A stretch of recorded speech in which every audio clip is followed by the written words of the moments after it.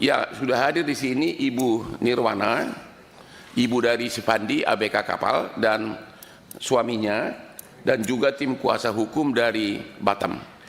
Inti kasusnya adalah bahwa si anak ibu ini kebetulan D4 pendidikan kapal, jadi memang profesinya begitu, lulusan Universitas D4 bidang mesin ya. Okay. Dia melamar ke suatu agen, dia melamar resmi ke suatu agen, dan akhirnya diterima. Dan si agen ini mengatakan bahwa nanti kaptennya si ini, tapi si anaknya ini tidak pernah ketemu kaptennya, tidak pernah ketemu dan tidak kenal. Barulah berangkatlah mereka, karena katanya kan ini kan kapal ini di Thailand. Berangkatlah si Pandi ini ke rumah si kapten tanggal 1 Mei. Itulah pertama kali dia kenal sama kapten, diantar oleh ibu ini. Ya, di depan rumah dada-dadaan berangkat ke Thailand, dan karena kapalnya katanya belum siap, 10 hari penuh diinapkan di hotel.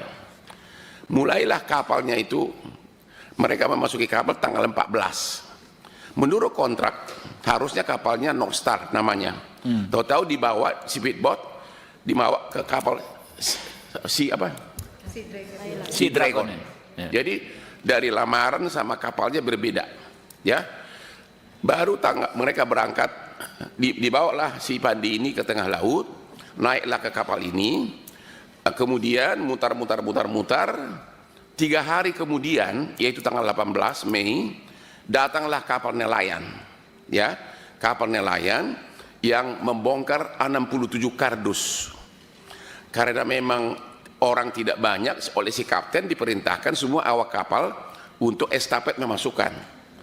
Dan si anak ibu ini bolak-balik nanya, ini apa? Dan itu diakui oleh si kapten. Kebetulan kaptennya juga orang Batak, marga Sirait, wakil kaptennya juga orang Batak, marga Tambunan. Si kapten ini ngaku bahwa itu adalah uang dan emas. Itu pengakuannya. Ya. Ini kapal harusnya berangkat dari Thailand menuju Filipina. Tapi lewat dari perairan Indonesia di Tanjung Karimun, ketangkap sama BNN sama bea cukai. Disitulah duka cita itu mulai. Dan di persidangan si kapten juga mengakui bahwa memang si anak ini nanya berkali-kali, ini apa isinya. Oke. Dan yang menjadi masalah adalah kok bisa dituntut hukuman mati karena tidak ada bukti sama sekali bahwa dia tahu isinya itu. Dia baru melamar, baru 3 hari naik kapal sebagai pengangguran masuk kerja. Yang menjadi pertanyaan adalah, ini yang perlu mungkin nanti ditanyakan Komisi 3 kepada penyidiknya dan jaksanya. Kalau seorang kapten kapal berangkat ke Thailand untuk narkoba 2 ton yang katanya harganya 4 triliun.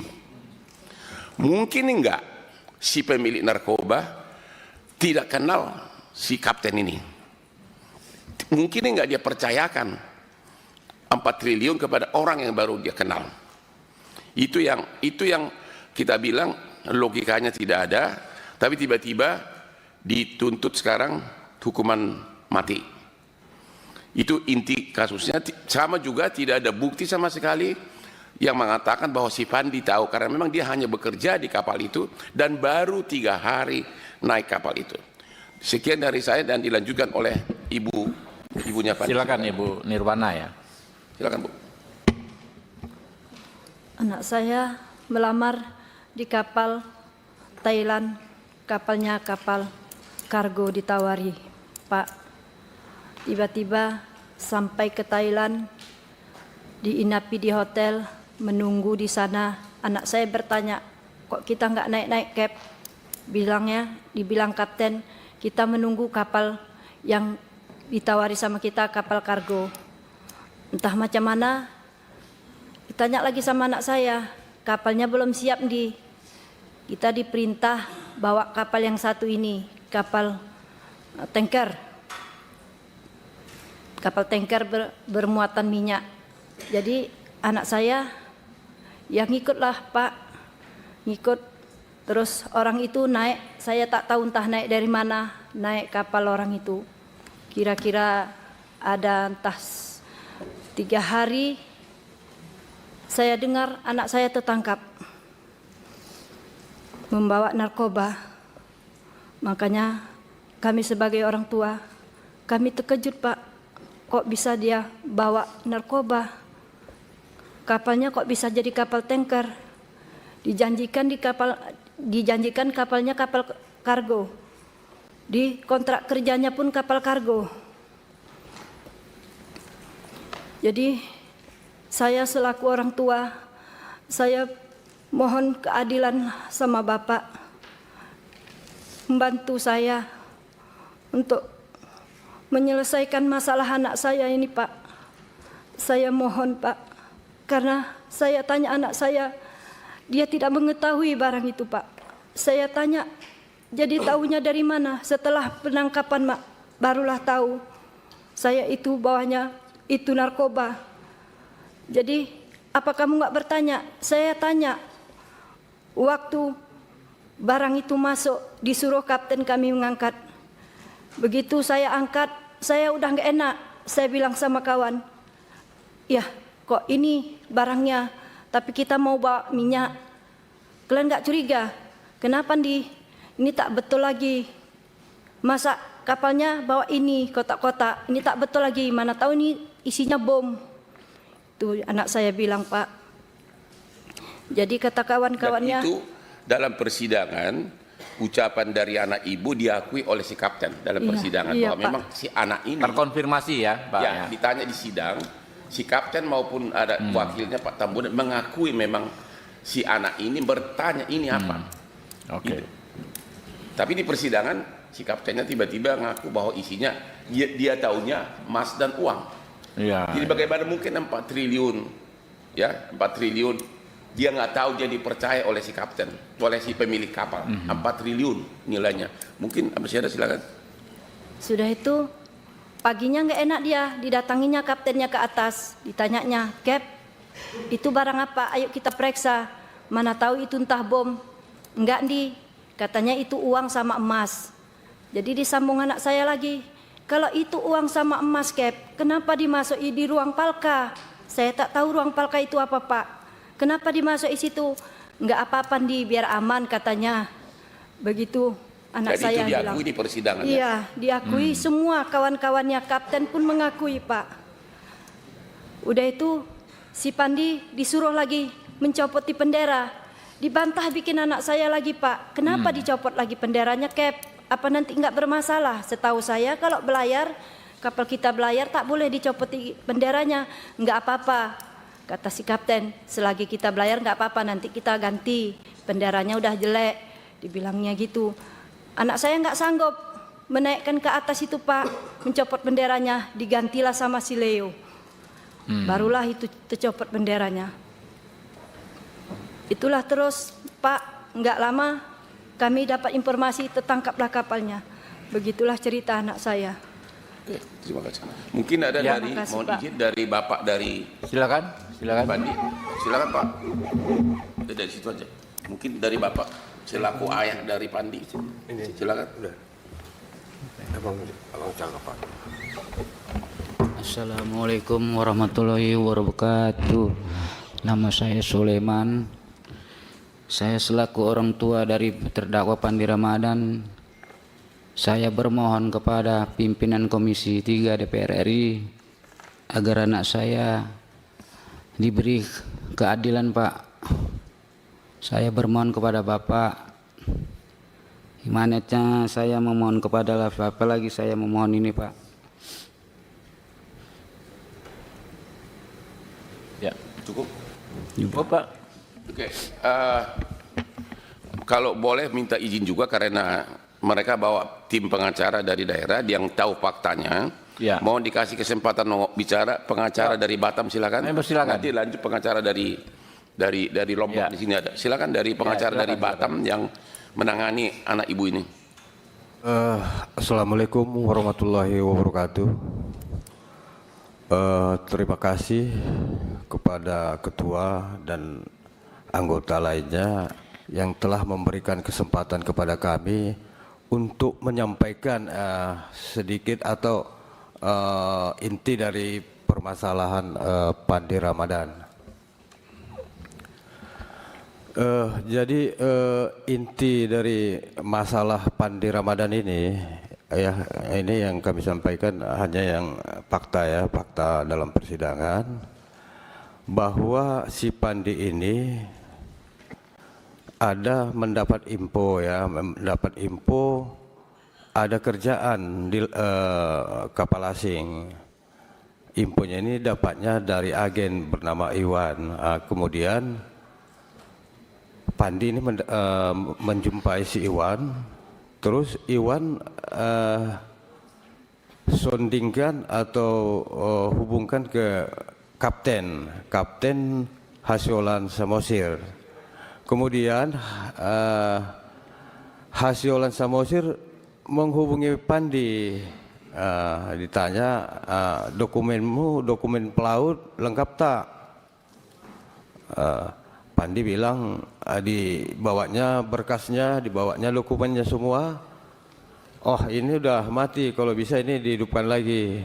Kemudian dihidupkanlah dokumen-dokumen si Pandi ini. Kira-kira seminggu ditelepon sama si Hasyolan lagi, dokumennya udah siap Pak Pandi. Mungkin 2 hari lagi Pak, aku udah siap, nanti bawa lagi kemari. Setelah siap dokumennya ini, dia menjumpai Pak Hasyolan ini. Hasyolan mau meriksa dokumennya sudah lengkap, diserahkan sama Hasyolan, Kapten. Terus Kapten memberi data-data formulir yang akan diisi dia untuk bisa masuk melamar di kapal atau di perusahaan yang sudah si Hasyolan ini, Kapten ini menjadi mitra, jadi kapten di perusahaan itu, di perusahaan kapal itu. Kemudian setelah dimasukkannya semua, diterima,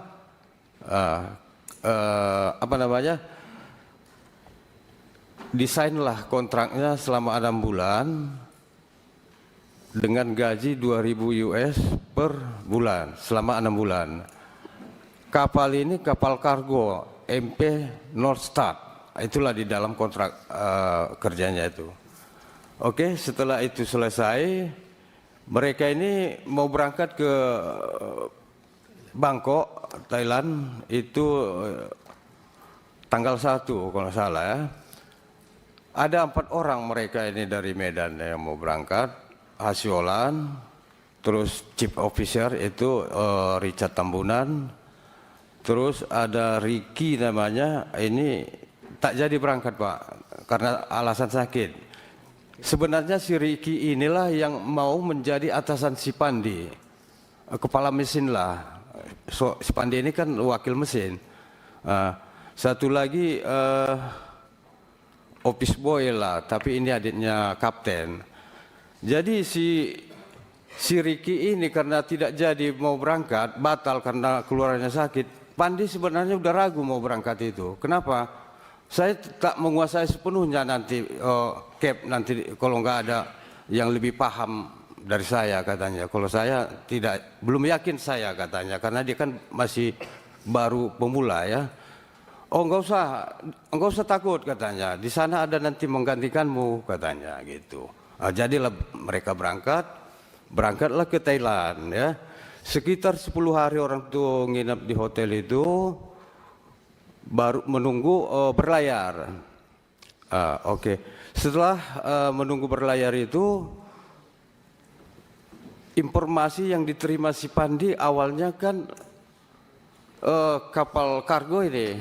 Jadi mereka setelah berangkat ke kapal kargo itu katanya di tengah laut, mereka naik speed ke sana. Ternyata bukan kargo, ternyata kapal tanker. Kenapa ini berubah katanya dari kapal barang ke kapal minyak? Oh nggak apa-apa, kita masih dalam satu grup perusahaan katanya, nggak masalah katanya. Oke, jadi pemikiran si Pandi waktu itu berarti kan mengangkat minyak kan itu. ternyata minyaknya orang sudah berlayar, minyaknya belum datang nih. Di mana mau diambil minyak pun belum tahu nih. Tiba-tiba katanya malam itu di tanggal berapa itu, tanggal 8 atau tanggal 9, itulah kapal kecil, kapal nelayan merapat. Tapi sebelum dia merapat sudah ngasih kode-kode semacam lampu sorot gitu ya, lampu sorot ke kapal orang Sipandi ini. Kemudian di kapal Sipandi ini ada yang warga Thailand itu namanya Wirapat Pompang. Itu menurut Sipandi dan menurut ABK yang lain merupakan kepercayaan orang Thailand itu yang namanya Tanjen atau Jekitan gitu ya. Itulah, jadi yang berhubungan dari kapal itu, kapal kecil itu ke kapal orang Sipandi ini, siapa ini orang Thailand itu, mereka yang komunikasinya, sehingga deal komunikasinya pindahlah kardus-kardus itu dari kapal kecil itu ke kapal Sipandi. Kemudian di situ sebenarnya Sipandi ini kan diminta chief officer untuk bantu mengangkat itu secara estafet lah begitu. Terus ditanyanya officer ini sebetulnya barang ini apa? Kok kardus-kardus? Itu kata si bos, kata si chief officer itu, kata si bos itu emas dan uang. Itulah jawabannya. Terus kan si Pandi kan merasa nggak nyaman juga, nggak puas juga dia. Itulah besoknya, karena itu masuknya kan malam, curiga dia. Besok paginya ditanya langsung sama Kep, seperti yang disampaikan Ibu tadi. Tetap jawaban si kapten itu emas dan uang. Sempat dia tanya juga sama kapten itu, kalau bisa kita buka lah, biar tahu kita apa ini isinya sebetulnya. Kalau membuka itu nggak ada kewenangan kita membuka itu, kata si kapten. Jadi selang berapa waktu itu, berapa jam atau berapa, ya mungkin kerajam lah, itu mereka berlayar lah. Rutenya pun apa itu, kalau yang diterimanya infonya mau ke Filipina gitu ya. Oke, berlayar mereka ini. Setelah berlayar, kalau menurut keterangan si Pandi di laut ya, di laut itu waktu mereka itu dipepet sama angkatan laut itu masih lebih dekat ke Malaysia, wilayah Malaysia, perairan Malaysia, pantai Malaysia daripada ke Karimun. Kenapa kamu bilang begitu? Karena saya lihat di sana itu di perairan Johor itu, sekitar Johor itu masih nampak itu kapal-kapal sandar di situ. Kalau kita pun loncat ke laut masih bisa ke nyebrang sana daripada kalau ke Karimun. Itulah jawaban si Pandi dan kawan-kawan yang lain. Setelah itu mereka itu sepertinya kata mereka itu dipepet sama angkatan laut kapal mereka ini supaya masuk ke perairan Indonesia. Begitu masuk itulah dicegat sama bea cukai dan BNN. Saya kira cukup. Ya. Jadi penyidik dan kejaksaan JPU mengabaikan fakta di BAP maupun fakta persidangan. Satu, ini orang baru 3 hari kerja dan dia masuk melalui agen. Ya. Dua, bahwa si kapten ini narkoba harganya hampir 4 triliun. Kalau sampai didatangkan oleh pemiliknya dari Indonesia, ya berarti si pemilik narkoba itu sudah ada kerjasama dengan si kapten ini. Karena 4 triliun nggak mungkin dong didatangkan untuk 4 triliun orang yang tidak kenal. Yang ketiga, bahwa sesuai dengan 2 minimum alat bukti tidak ada, diakui di persidangan bahwa memang si Pandi ini bolak-balik nanya. Kira-kira begitu. Jadi kami mohon juga agar penyidik dan JPU-nya ya dipanggil di Komisi 3 untuk melindungi rakyat yang susah ini, Pak Ketua. Mohon izin lagi terakhir dengan pengacara dari tadi yang korban pembunuhan di Lombok. Ini pengacara. Oke, silakan Pak. Ya, terima kasih. Bismillahirrahmanirrahim. Assalamualaikum warahmatullahi wabarakatuh.